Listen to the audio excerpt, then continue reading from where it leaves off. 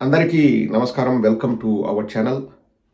కొన్ని విషయాలు మనము డిస్కస్ చేయాలండి. వీటికి వ్యూస్ చాలా తక్కువొస్తాయి నాకు తెలుసు.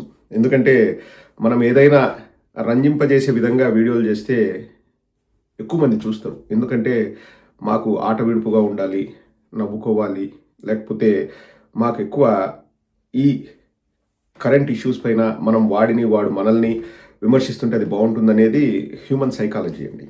అంటే సినిమాల్లో కూడా హీరో ఒకడుంటే సినిమా హిట్ కాదు, విలన్ ఉంటేనే సినిమా హిట్ అవుద్ది. వాళ్ళిద్దరి మధ్య ఘర్షణ, ఆ డ్రామా ఇదంతా బాగుంటుంది. అది హ్యూమన్ సైకాలజీ. కానీ ఒక సామాజిక బాధ్యతతో అప్పుడప్పుడు ఇటువంటి వీడియోస్ తప్పకుండా చేయాలండి. ఇది ఎవరిని విమర్శించాలనే ఉద్దేశంతో చేసే వీడియో కాదండి. 10 మంది ఆలోచించాలి అని చెప్పి చేస్తున్న వీడియో ఇది. మొన్న రాజమండ్రిలో కల్తీ పాలు తాగి 5గురు మృతి చెందారు. ఇంకా కొందరి ఆరోగ్య పరిస్థితి ఆందోళనకరంగానే ఉంది. కానీ ఎందుకు ఆ విషయం అంతగా వైరల్ కాలేదు? ఎందుకు దాని గురించి దేశవ్యాప్త చర్చ లేదు? ఎందుకు మతం రంగు పులుముకోలేదు ఆ సమస్యకి? ఎందుకంటే ఏదైనా రాజకీయ నాయకుల చేతుల్లో, అలాగే పత్రికల వాళ్ళ చేతుల్లో ఉందండి. వాళ్ళు దేన్నైనా పెద్దది చేస్తే అది పెద్దదవుతుంది. వాళ్ళు చేయకూడదు అనుకుంటే అది వార్త చతికిలబడిపోతుంది.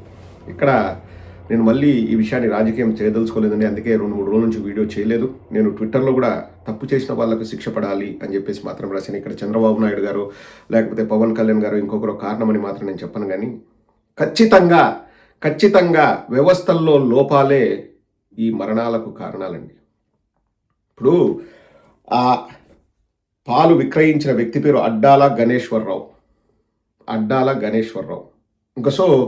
ఇక్కడ ఇంకా మతం రంగు పులమడానికి ఆస్కారం లేదు. ఏ జానో లేకపోతే ఏ మొహమ్మదో పాలు ఇచ్చింటే ఇంకా ఆ ఇష్యూ ఏ రేంజ్లో ఉండేదో ఒకసారి ఊహించుకోండి. అంటే ఇవన్నీ కూడా రాజకీయంగా లబ్ధి పొందడానికి, రాజకీయంగా మైలేజ్ తెచ్చుకోవడానికి, చావులను కూడా వాడుకుంటారనే దానికి చక్కటి ఉదాహరణ. ఇంకా అడ్డాల గణేశ్వరరావు చేశాడు కాబట్టి ఇక్కడ మతం వాళ్ళేం, ఇంకా కులం ఏ కులము ఎవడు తెలీదు. వల్ల ఒక కులం వాడిని ఏదైనా అంటే ఇంకో కులం వాడు వచ్చేసి వాడు బాధపడతాడు, హర్ట్ అవుతాడు, ఓట్లు పోతాయి. ఎందుకులే. ఇప్పుడు కంపేర్ చేయకూడదు కానివ్వండి. తిరుమలలో లడ్డూలో ఏదో కల్తీ జరిగింది, సరే ఫైన్, రిపోర్ట్స్లో వచ్చాయి, ఫైన్. మనకు వాటిపైన ఫర్దర్ ఇన్వెస్టిగేషన్ చేసే అవకాశం లేదా?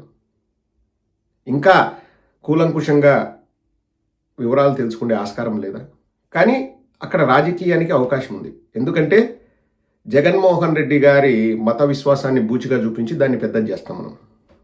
ఇక్కడ అడ్డాల గణేశ్వరరావు పాలు సప్లై చేశాడు కాబట్టి ఇంకా ఇందులో మైలేజ్ ఏముంది? రాజకీయంగా మనం తెచ్చుకుంటేకి ఏం మైలేజ్ లేదు. సో అది పెద్ద విషయమే కాదు.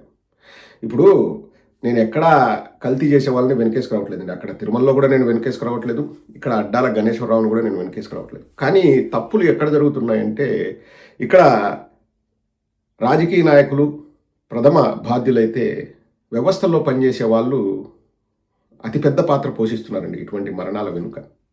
వ్యవస్థలు పకడ్బందీగా ఉంటే ఇటువంటివి జరగవండి. ఇప్పుడు మళ్ళీ నేను ఒకటే చెప్తానండి, నా బాధ అంతా కూడా ఇటువంటి పాలను డబ్బున్న వాళ్ళు కొనరు.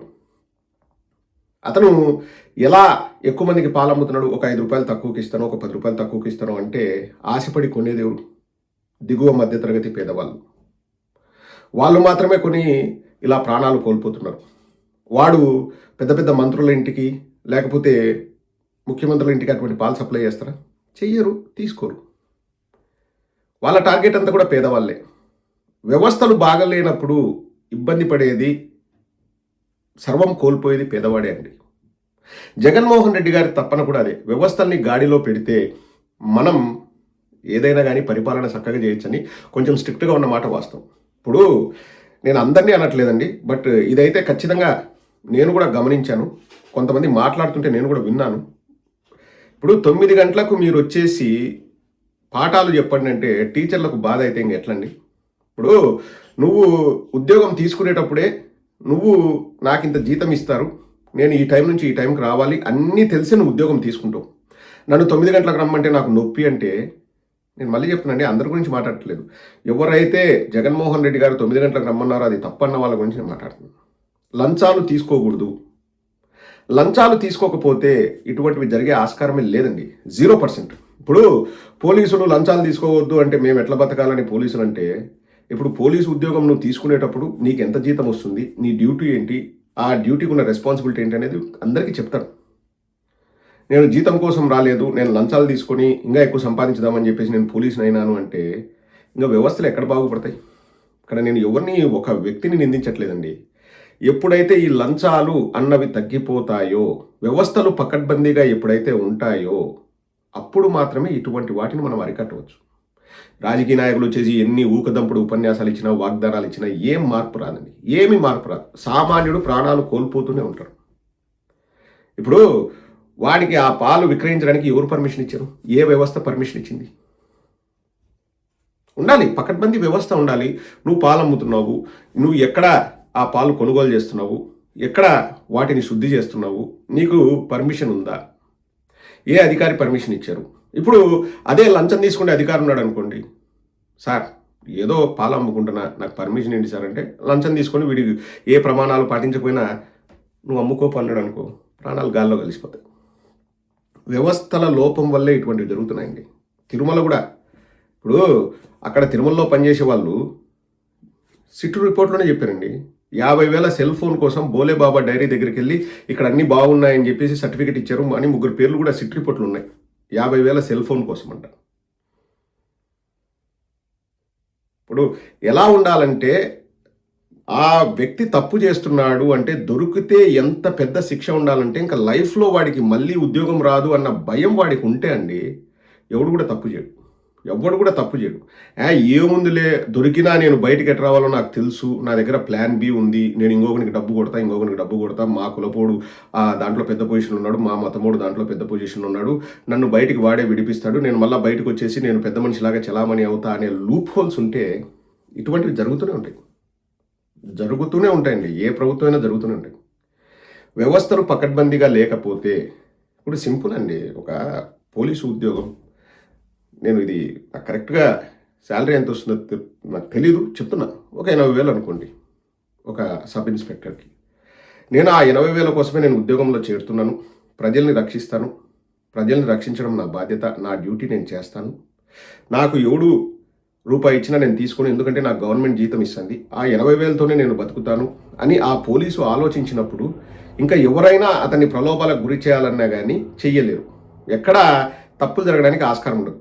అలాగే ఒక ఎంఆర్ఓ ఆఫీస్లో కానీ, లేకపోతే ఇంకొక గవర్నమెంట్ ఆఫీస్లో కానీ, స్కూల్స్లో కానీ, ఇతర ఏ డిపార్ట్మెంట్లో అయినా కానివ్వండి, డబ్బులు తీసుకోరు అనేది ప్రజలకు అవగాహన వచ్చిందనుకోండి, వాడు సక్రమంగా ఉంటాడు. లేదు, మనం తప్పు పనులు చేసినా కానీ డబ్బులు ఇస్తే, లంచాలు ఇస్తే మన పనులు అవుతాయంటే అందరు తప్పు పనులే చేస్తారు. ఇప్పుడు ఎవడు డబ్బులు ఇచ్చే దేవుడు అండి? 90% తొందరగా పనులు కావాలి, మనం తప్పు పనులు చేస్తున్నాం, మన తప్పుని కప్పుపుచ్చాలనేవాడే లంచాలు ఇచ్చి ఏవో పనులు చేయించుకుంటాడు. ఇలా ఉన్నంత వరకు, వ్యవస్థలు ఇలా ఉన్నంత వరకు అండి, మన దేశం అభివృద్ధి చెందిన దేశం కాదు, అభివృద్ధి చెందుతున్న దేశం కాదు. అభివృద్ధి అనే మాటే మాట్లాడకూడదు. వ్యక్తి ప్రాణాలకు విలువ ఉన్నప్పుడు, మరీ ముఖ్యంగా పేదవాడి ప్రాణానికి విలువ ఉన్నప్పుడు అది నిజమైన అభివృద్ధి చెందిన దేశం అండి. ఇప్పుడు నాకు మళ్ళీ ఎందుకు చెప్పాలనిపిస్తుంది అంటే, నేను చూశాను కాబట్టి, అటువంటి సంఘటనలు నేను చూశాను కాబట్టి చెప్తున్నాను అండి. ఇక్కడ ఉదాహరణగా నేను చెప్తున్నాను, 0 టాలరెన్స్. డ్రింక్ అండ్ డ్రైవ్ చేస్తే ఎక్కడ దాకా వెళ్తుందంటే, నువ్వు డ్రింక్ అండ్ డ్రైవ్ చేస్తే నీ ఉద్యోగానికి ఎసరు పడేంత స్థాయికి వెళ్తుంది. చాలా తప్పు.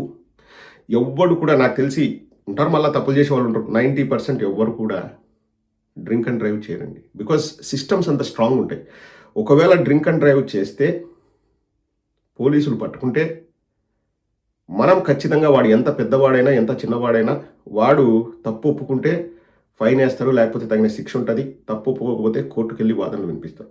ఆ ఒక సెలబ్రిటీ అయినా, సినిమా యాక్టర్ అయినా, లేకపోతే రాజకీయ నాయకుడైనా, ఎవరైనా అట్లే ఉంటుంది. ఎవరైనా కానివ్వండి. లేదు, ఆ పోలీసు నేను ఇచ్చే లంచం తీసుకొని నన్ను వదిలేసాడు అనుకోండి, నేనే ఆ పోలీస్ పైన కంప్లైంట్ ఇస్తే, ఒకటి నాకు ఇబ్బంది, ఆ పోలీసు ఉద్యోగం వెంటనే పోతుంది. ఇంకా పోలీసు నువ్వు ప్రూవ్ చేస్తే నేను లంచం ఇస్తున్నానని, ఇంకా పోలీసు అక్కడ ఉండడు. సో వాడికి ఆ భయం ఉంటుంది. కాబట్టి అక్కడ పోలీసు నేను తాగి డ్రైవింగ్ చేస్తున్నా వదిలిపెడదామనే ఆలోచన ఉండదు. నేను నా డ్యూటీ చేస్తున్నా, నువ్వు తాగి డ్రైవ్ చేయడం తప్పు, లా ప్రకారం తప్పు. ఇంకా నువ్వు ఒక చిన్న వ్యక్తివా, నువ్వు సెలబ్రిటీవా, నువ్వు ప్రధానమంత్రివా, నువ్వు రాజకీయ నాయకుడివా, నువ్వు సినిమా స్టార్వా, నువ్వు క్రికెటర్వా, సంబంధం లేదు. ఎందుకంటే అక్కడ లా పనిచేయాలి, సిస్టమ్ పనిచేయాలి. ఎప్పుడైతే అటువంటి వ్యవస్థ వస్తుందో అండి, అప్పుడు దేశం బాగుపడినట్లు, అది అభివృద్ధి చెందిన దేశం. ఆకాశ హర్మ్యాలు, ఒక పెద్ద కంపెనీ, ఒక సాఫ్ట్వేర్ కంపెనీ అద్దాల మేడొస్తే అభివృద్ధి చెందినట్టు కాదండి. పేదవాడి బ్రతుక్కి ఎప్పుడైతే భరోసా ఉంటుందో అక్కడే అభివృద్ధి జరిగినట్టు. ఇప్పుడు ఎందుకు మరి 5 మంది ప్రాణాలు పోతే, ప్రాణం అన్నది ఎంత విలువైందో చూడండి. 5 మంది ప్రాణాలు కోల్పోతే ఎవరికి కూడా పెద్ద పట్టదు. అసెంబ్లీలో చంద్రబాబు నాయుడు దాని గురించి కూడా మళ్ళీ లెక్చర్ ఇస్తాడు. ఇట్లా జరిగితే నేను సీరియస్ ఉంటాను, ఒప్పుకోను, అది ఇదని. మీ హయాంలో జరిగింది చంద్రబాబు గారు, ఆయన హయాంలో జరిగింది కాబట్టి అది పెద్ద ఇష్యూ కాలే.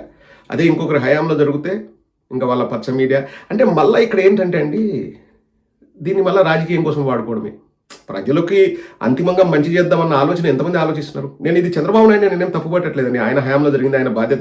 ఎవరి హయాంలో జరిగితే వాళ్ళు బాధ్యత తీసుకోవాలి. కానీ చంద్రబాబు ఒక్కడే కాదు తీసుకోవాల్సింది. ప్రతి ఒక్కడు, ఉద్యోగం చేసే ప్రతి ఒక్కడు బాధ్యత తీసుకోవాలి. వ్యవస్థల్ని రన్ చేసే వాళ్ళు ప్రతి ఒక్కరు బాధ్యత తీసుకోవాలి. ఎక్కడ కూడా లంచం ఉండకూడదు, పారదర్శకత అనేది ఉండాలి. నీ దగ్గర ఈ ఫలానా ఉంటేనే నీకు ఆ పని చేసే అవకాశం ఉంటుంది. టిక్ మార్క్స్ అనేవి పెట్టుకోవాలి, చెక్ లిస్ట్ అనేది ఉండాలి. ఇవన్నీ జరగాలండి. ఇవన్నీ జరగాలంటే ప్రతి ఒక్కడు కూడా తన పని తాను చేయాలి.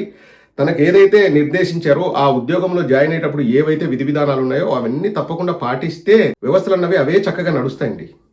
లేకపోతే రాజమండ్రిలో ప్రాణాలు కోల్పోయారు, ఇంకో చోట పోతాయి, ఇంకో చోట పోతాయి, ఇంకో చోట పోతాయి, ప్రాణాలు పోతూనే ఉంటాయి. మరీ ముఖ్యంగా ప్రాణాలు ఎక్కడ పోతాయి? పేదవాడి ప్రాణాలు పోతాయి, గుడిసెల్లో ప్రాణాలు పోతాయి. ఎందుకంటే everything is related to money అండి. ఇప్పుడు అవే పాలు ఇంకొక 5 రూపాయలకు తక్కువ నేను అమ్ముతా అంటే ఇంకొకరు కొంటారు. వాళ్ళ దగ్గర తగినంత డబ్బు ఉండదు, వాళ్ళు కొంటారు. 60 రూపాయల లీటర్కి వస్తున్నాయి, అక్కడ 30 రూపాయల లీటర్ అంటే వాళ్ళు పోయి కొంటారు. పేదరికం, ఆ పేదవాళ్ళ ప్రాణాలు పోతాయి. కానీ పోయినది పేదవాడి ప్రాణాలు కదా. పోతే పోని, యూనిక్ కావాలా? ఇప్పుడు 5 మంది చనిపోయినారంటే చిన్న విషయం కాదండి, చిన్న విషయం కాదు. కానీ లడ్డు విషయం గురించి జరిగే డిస్కషన్లో దీంట్లో 0.0000001% అయినా డిస్కషన్ జరుగుతుందండి? జరగదు. ఎందుకంటే అక్కడ రాజకీయంగా గొడవ పడడానికి అక్కడ మసాలా ఉంది. అంటే ఏంది, ఆ మ్యాటర్లో మసాలా ఉంది. ప్రజలకి మనం ఎక్కించవచ్చు, ప్రజల బుర్రల్లో విషబీజాలు నాటచ్చు. 5 మంది చనిపోతే చనిపోయినా, 5 మంది చనిపోవడం ఒక లెక్కన, పోతే పోతారు అనే భావన అంతే. వ్యవస్థల్ని మనకు చేతనైనంతగా మనం మార్చగలిగితే అండి, అంతకంటే మనము దేశానికి చేయగలిగిన కంట్రిబ్యూషన్ ఏముండదు. పారదర్శకత అనేది ఉండాలి. ఒక వ్యక్తి ఒక ఉద్యోగం చేసినప్పుడు, ఒక అధికారి ఒక ఉద్యోగంలోకి వచ్చినప్పుడు, నాకు గవర్నమెంట్ ఈ ఉద్యోగం చేసేదానికి నాకు జీతం ఇస్తుంది, ఆ జీతం నాకు చాలు, రాగద్వేషాలకు అతీతంగా నేను పనిచేయాలి అనే భావన అతనిలో ఉండాలి. అతను తప్పు చేస్తే శిక్ష ఎంత పెద్దగా ఉంటుందనే చట్టాలను కూడా తీసుకురావాలండి, ఖచ్చితంగా తీసుకురావాలి. అతనికి కీడు చేయడం కోసం కాదు ఆ చట్టాలు. ఎవరైనా చట్టాలకు లోబడి పనిచేయాలనేది, ఆ వ్యవస్థల్ని గాడిలో పెట్టాలంటే స్ట్రిక్ట్ రూల్స్ తీసుకురావాలి. నేను జగన్మోహన్ రెడ్డి గారు మళ్ళీ అధికారంలోకి వచ్చిన నేనైతే, మేము ఏదైనా చేయాలనుకుంటే నేను సలహా ఇచ్చేది మాత్రం ఇదే. అలా చేస్తేనే పేదవాడి ప్రాణాలు మిగులుతాయండి. లేదంటే లంచాలు తీసుకునేవాడు వాడు బాగుంటాడు, వాళ్ళ కుటుంబాలు బాగుంటాయి. కానీ ఒక్కడు లంచం తీసుకోవడం వల్ల 100 కుటుంబాలు నాశనం అవుతాయి, డైరెక్ట్లీ ఆర్ ఇండైరెక్ట్లీ. ఇది ప్రతి ఒక్కరూ గుర్తుపెట్టుకోవాలి. Thank you.